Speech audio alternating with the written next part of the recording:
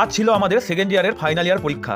এবার আমাদের পরীক্ষার সিট পড়েছে হাটগোবিন্দপুর কলেজে। আমাদের ফার্স্ট ইয়ারে সিট পড়েছিল কাটোয়া কলেজ, এবার পড়েছে হাটগোবিন্দপুর। আমাদের কানলা কলেজের সকল ছেলেপেলে একসাথে সিট পড়েছে এখানে। তো অলরেডি আমরা সকাল সকাল রেডি হয়ে বেরিয়ে চলে এসেছি কলেজে, কারণ আমাদের পরীক্ষা হচ্ছে 11টা থেকে একটা, আবার 2টো থেকে 4টে, দুটো পরীক্ষা আছে। তো সেই কারণে আমরা 7:30টার বাস ধরে চলে এসেছি। ধাত্রীগ্রাম মোড় থেকে আমরা বাস ধরেছিলাম। তো কলেজে আসার পর সব ছেলেপেলে এখন যে যার রুম নাম্বার দেখতে ব্যস্ত, কারণ অ্যাডমিটের রোল নাম্বার অনুযায়ী এখানে রুম ফেলা হয়েছে। সেই রুম নাম্বারের কাগজটা বাইরে টাঙিয়ে দেওয়া হয়েছে। সকলে মিলে এখন দরজার সামনে দাঁড়িয়ে রুম নাম্বার দেখছে যে যার মতো করে।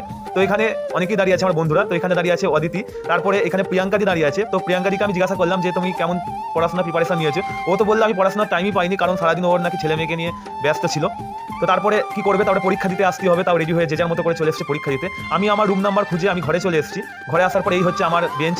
তো এইখানে বসে আমি পরীক্ষা দেবো। জানি না কতটা পরীক্ষায় লিখতে পারবো, তো দেখা যাক কি হয়। এই হচ্ছে আমাদের কলেজের ক্যাম্পাস, সামনে অনেক বড় খেলার মাঠ আছে।